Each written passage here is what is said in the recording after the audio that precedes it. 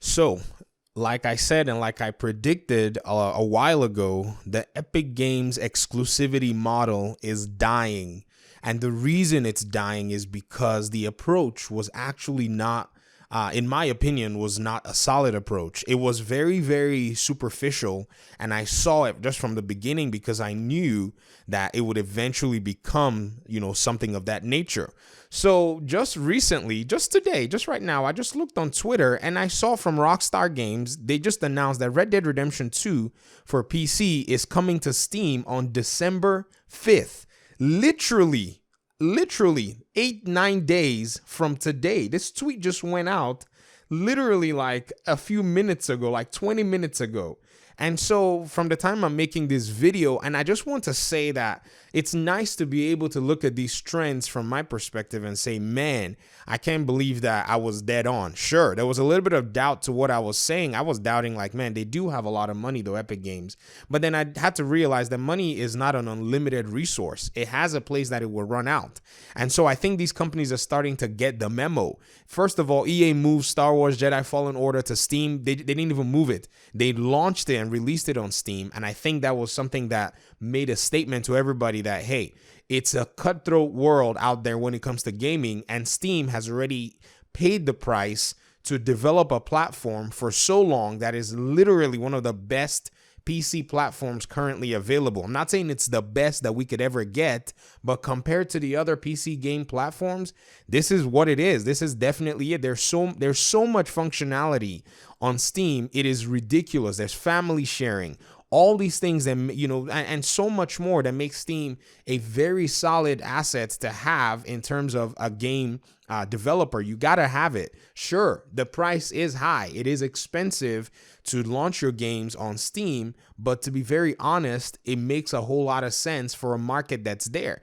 Because I figure, and this is me just running some, some math logic here, if you have a bigger audience on a platform that's a little bit more expensive, wouldn't you be willing to actually sell on that platform in order to be able to get more buyers, to be able to make up for those costs that you would otherwise not make if you were maybe on a different platform that already didn't have any public reception in the first place?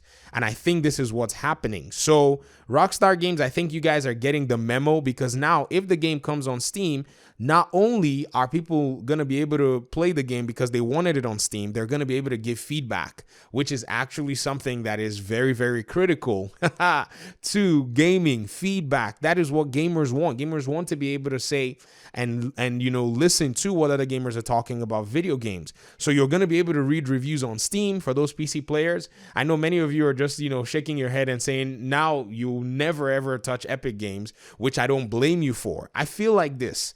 Epic Games could have come into the market and be very successful. And this is how they could have done it. I will say it because I think they're going to finally adopt this playbook. They should have, or they should use their money, their so-called big bucks from Fortnite, in order to promote a pricing model on the Epic Games store. This pricing model is going to be a standard. So Epic Games, their job is just to look at everybody else's pricing, and then is what they call in business cutting the neck of the other guy, where you go and then you go ahead and offer the same service or the same product for a very, lower price. And that way people are able to see it and say, oh, this is definitely a better value.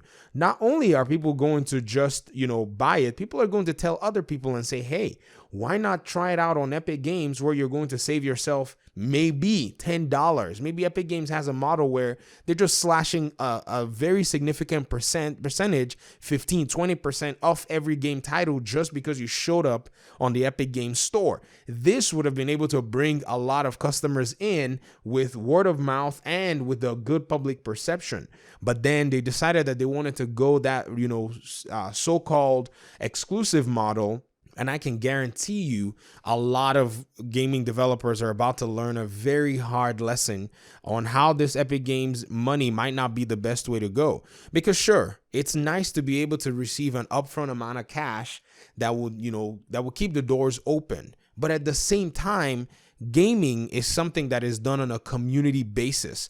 You sell video games based on communities. How do these people not get it? Like, I'm a guy in the little corner of my house and I get it. I mean, there are many gamers out there that get it. That's normal, regular people. Yet decision makers of multi-million-dollar companies seem to not be able to get it. I guess we should keep talking to them. Perhaps they'll wake up to it, or they'll always prove us right. So this move is a move of them taking an L, saying, oh, well, I guess it didn't work out on Epic Games, so we're going to just move it on to Steam, which they should have done in the very first place. They have GTA 5 that sold and sold and sold and sold on Steam, yet they decided that somehow Epic Games Store and their own launcher was going to be the way to go. Sorry, Rockstar, you're dreaming. If you're not going to build a solid launcher, you're not going to be able to get any, you're not going to be able to get any traction on there. And then I say this, but I'm not saying this in a vacuum. There's Uplay. They have a decent platform. They have a very decent platform. I say decent because the messaging system on Uplay and the friend system is absolutely horrendous. But other than that, I think Uplay is a decent place to actually have your games. And I think Ubisoft put in years and years on Uplay before they were able to even say or make the decision and say, we're going to stick to Uplay for all our PC games. But to be very honest, with the way the market is and with the way Ubisoft shares have been going lately, I don't know if they're going to stick with that model. But you never know. Right now, it's gone up a little bit. It's at $12 from what I'm looking at the time of my recording this video.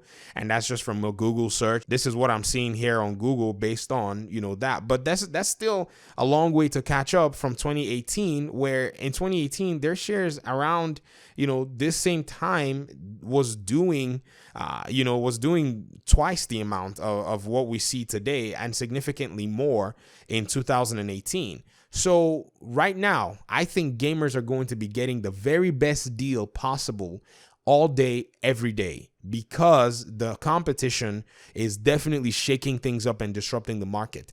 And plus, with Steam, with their new Half-Life announcement, are you kidding me? People are going to be dusting off their Steam account. So anybody that wants to sell a video game right now, if you have promised your fans and promised your community that they'll be able to access that thing on PC, then you need to start looking very, very strongly at your marketing. That's what you're going to need, because yes, Steam is going to charge you a very, very, very high fee, and 30% is very, very rough.